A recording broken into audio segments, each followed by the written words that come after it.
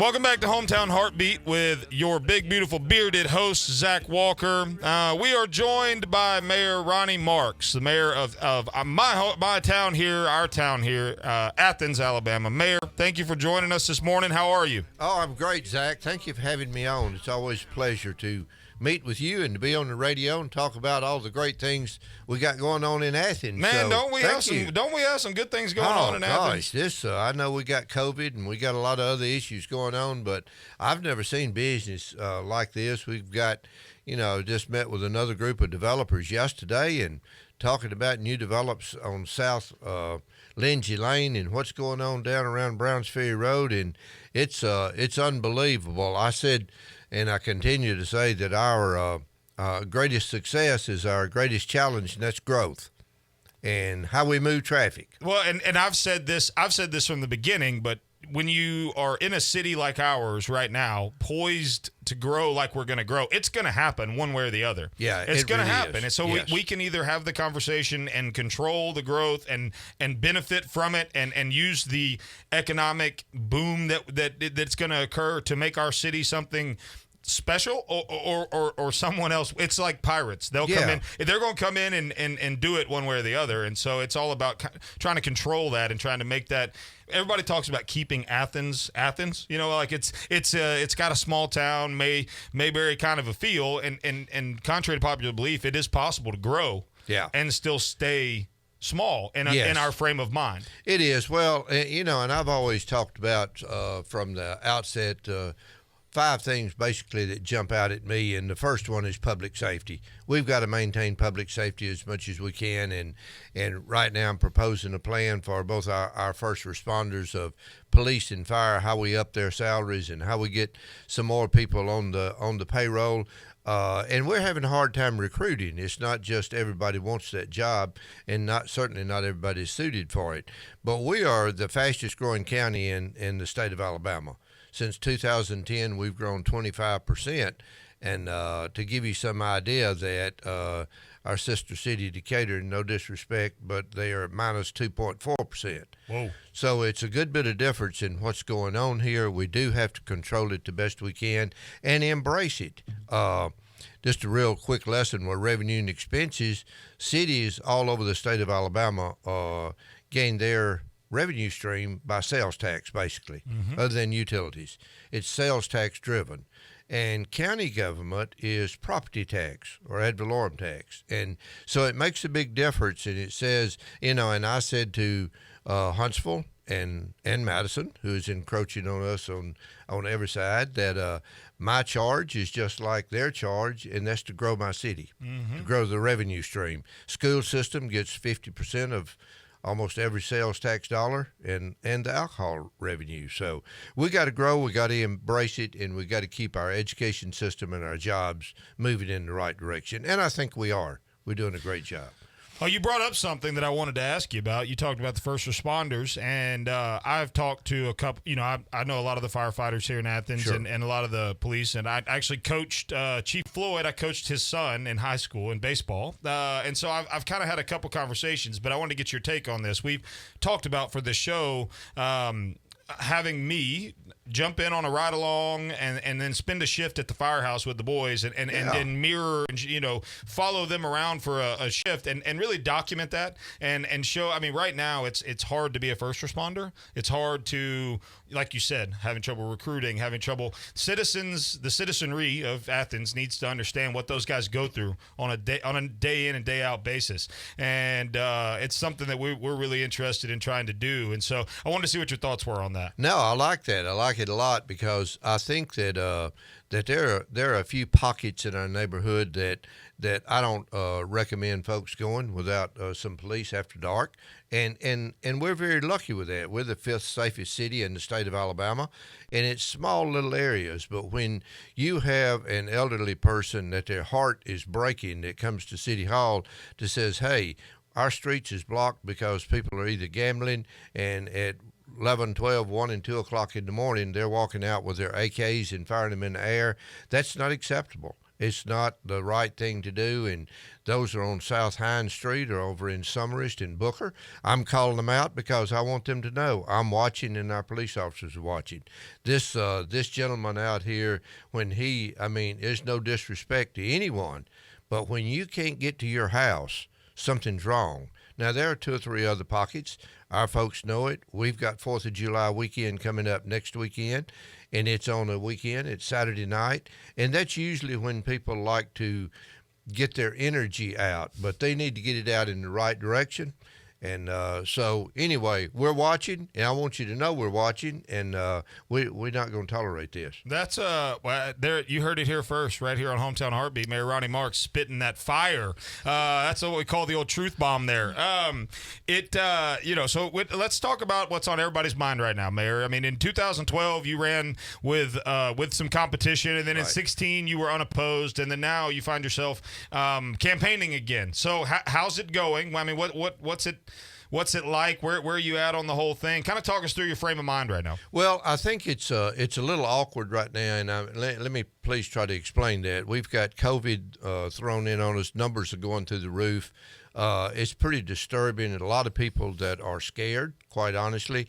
And we are a social being, as I said. I spent a little time with a master's degree program and working with families and kids and children, and I recognize that we are starved for socialization. And it's a time that we want to get out. We're in the South, we want to hug people, shake hands, do all those things. And when loved ones don't get to be with loved ones, if they're on a ventilator and dying, it's a tragedy. But you asked about the campaign. You got COVID, and then you've got some racial issues going on and injustice issues that people are alarmed about and upset about. And so to be out among the folks, to campaign and go door to door, look, we're working 8 and 10 hours a day. And some people are spending the time campaigning. We're trying to run a city, and I'll spend what time I can. But I trust that people know what I stand for. My values are solid. They're conservative. I've been on that side of conservatism. When I finish a budget with general fund, and I don't mean me, but when you screw it down on the front end enough that your worst year is you finish $1 million of revenue over expenses, I think it's something to talk about and something to hang your hat on. Last year, we finished $2.8 million revenue over expenses in the general fund side. That's the sales tax side and what does that do? It lets us invest back in our people and with buying police cars, fire trucks, going on board. Look, when you're growing as fast as we're growing and people say, hey, you've done a great job in this, but you always, when you get things, people have a tendency to want more. And that's okay. It's natural. There's a lot of things we need to work on. If I could ever get those lights synchronized on Highway 72, I believe I could blow the doors off this campaign. That's so good and so true. It's funny how we were talking about it right before the segment started about how people. You can't make everybody happy. No, you can't. And no matter what you do, somebody's got a house and there's a Publix getting built next door, or you've got fill in the blank, and somebody's always going to, and that's okay. That's their right. I mean, as Americans, yes, it is. We pay our taxes. We participate in the social and democratic constructs of our government, and so we have that right. But at the end of the day, I think it's important to dive in on some of those specifics. So we're going to come back and talk to Mayor Ronnie Marks about his values. He said that he is a man of value and he stands on conservative principles, and we're going to let him articulate those when we get back. In the meantime, you're listening to Hometown Heartbeat, the hometownheartbeat.com, with your big, beautiful, bearded host, Zach Walker. We will be right back. The hometownheartbeat.com, the hometownheartbeat.com. Do not forget that every day after the smartest show on radio, that's this one, is concluded, you can get your archived show at anywhere podcasts are released. So anywhere you listen to your podcast, go in and type Hometown Heartbeat with Zach Walker, and you will get this show sent straight to your phone every single day. technology is a heck of a thing. While you were gone, while you were listening to commercials, me and the mayor had a conversation. And he was telling me his secret to stay young and energetic, and it was sun drop. Very clear. It was very plainly sun drop. I asked him about, coming down here this morning bright and early, and he said, I got a part of a sun drop down. I was ready to roll. I immediately went on Amazon and ordered an entire case because 3:30 a.m. comes very early in the morning. So, Mayor, before we left, again, thank you for joining us. Mayor Ronnie Marks running again here for re-election, running against opposition for the first time in a few years, and so an opportunity to talk about his platform, his character, his values. You made the comment, Mayor, that you are a man of value. I agree with you. I've known you since I've been here, so some 6 years now, and I just wanted to give you the opportunity to talk about that and talk about why the citizenry of Athens and Limestone County, those that would be in the area that would vote in this election, why they would vote for you. Well, first of all, let me tell you, I'm glad this is your show when you say the big, beautiful, bearded man. And no, Zach, thank you, and thank you. My values are strong, and they're very conservative. I'm a faith-based, Christian-based person that proud to stand up and say that. I get up every morning praying for patience and love and wisdom, and I think that's what we got to stay grounded in and on. And we talked about public safety as the top priority of any city, I think, and particularly ours as we go forward. Second is education. Third, maybe is jobs. Second and third, whichever way you want to put those. And fourth, I look at quality of life. And quality of life of what we do, how we develop our kids, and how we develop our young people. 6 years ago, I started the Mayor's Youth Commission because I saw young people being hit with nothing but party politics and bashing, even at school or when they got home, whether you were black or white, or whether you were Republican, Democrat, whatever you were. And I thought, man, we got to do something about trying to educate our young people. And so we started the Mayor's Youth Commission. And we talked about values, and we talked about things that they wanted to see in their town. And we talked about wherever you go, you need to know how your government works, whether it's in the county or whether it's in the city. You go off to college, and everybody I know is saying, a lot of seniors say, man, I can't wait to get out of Athens, Alabama. I can't wait to get out of whatever their hometown is. But we're finding more and more of those young people coming back, and that's a good thing. We're having people call me, mayors from all over the state of Alabama, and saying, I want to come see your new rec center. How did you possibly get 72,000 square feet of new rec center space for young people and adults built for $16 million? And I said, again, because we screw it down on the front end. We screw budgets down. I don't do change orders. If I do a change order needs to be generated by me, or that somebody in the architectural plan has made a bad mistake. But anyway, that's the way I look at things. I love budgeting. I know just about every budget in my head. I'm kind of sick that way. I've also used to know kids' birth dates, and money and figures just kind of stick into my head. I like that part of it, and I enjoy trying to look at a revenue stream that not only we can stay conservative with, but that we can feed back into the community. We talked about quality of life, and that certainly is a part of it. And one of the most important things is improving government operations.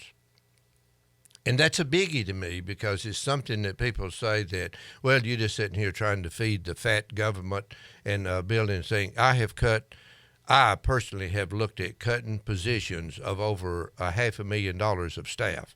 Now, that means all the way through retirement, where you've looked at positions and you've looked at your agency and said, hey, I got an assistant here, or I had an extra person in the clerk's office, and I don't know what they do every day. Matter of fact, I see them working about 2 hours.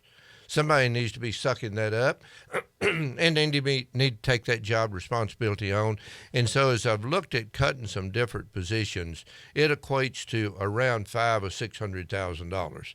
And we're looking at some more positions. It's a time when I've called people back to work during COVID, and I've let some people go because I need essential employees on the job, and essential employees. Let's evaluate what we're doing every day.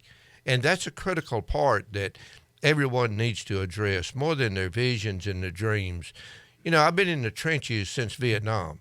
I got drafted into the infantry and served in the infantry in Vietnam. I've been in the trenches for Hurricane Katrina, in the times when Pilgrim's Pride walked out the door and lost a revenue stream of $1.6 million with water and sewer.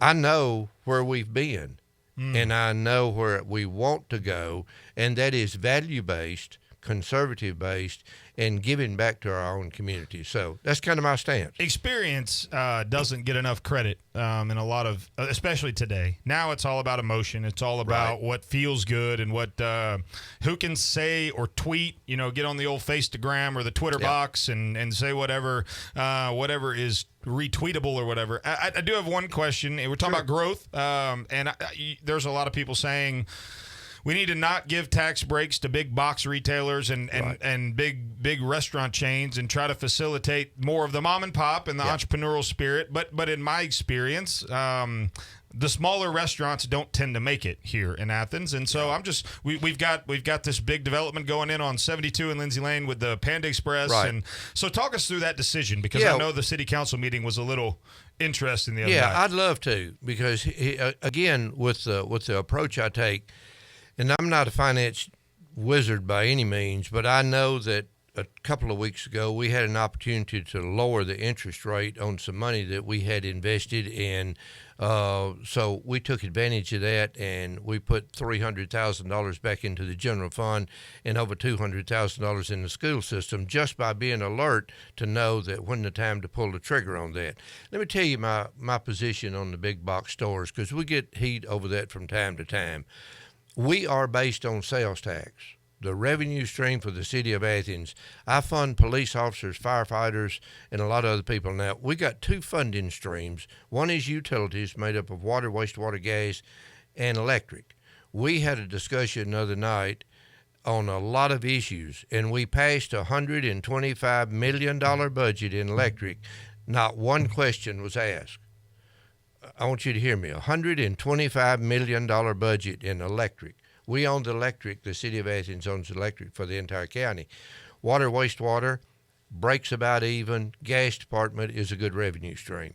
But on the general fund side, where it's made up of sales tax dollars, with 40% of our revenue comes from sales tax. My stance is that if I can see that Panda Express and I looked all this up on the net and got with the corporate office, and if they have $1 million in sales every year, well, it's not real hard for me to figure out 3 cents of that goes to the city of Athens. I hate to bore people with figures, but I love it. But if you've got 9 cents sales tax in the city of Athens, 6 cents goes to the state. 2 of those 6 cents comes back in pro rata head count for school system. Not debatable. Nothing you can do about it. And then the other 3 cents that the city of Athens has is broken down between the schools and general fund. So if I can get a return on investment in 3, 4, or even 5 years on a big box store and give them some incentive to look at Athens as opposed to looking at somewhere else, and I can put all of that, 100% of that, in 3 or 4 years back into the school and general fund. I'm sorry, but some people may disagree. That's a no-brainer to me. It sounds like it to me. I mean, look, math is the only thing that's not really subjective, right? And that's what makes it beautiful. Figures are not wrong. Right. The math is always going to be the math, and that's something that a lot of people, again, when we base our entire stance in emotion, it's hard to understand that that figures don't lie. And so, Mayor, it's been great having you on this morning. I certainly appreciate you joining us here on Hometown Heartbeat. I'm going to give you the last word here. Let the people of Athens know they need to pick Ronnie Marks for mayor. Well, I appreciate them, and I appreciate everybody. I hope that you'll give me another 4 years as your mayor. My passion is strong. My energy level is high, and I'm ready to rock. He's ready to rock. You're listening to Hometown Heartbeat. You heard it here first. Zach Walker, your beautiful bearded host, thehometownheartbeat.com, thehometownheartbeat.com. Check us out anywhere you get your podcast. We will see you next week. Have a great weekend.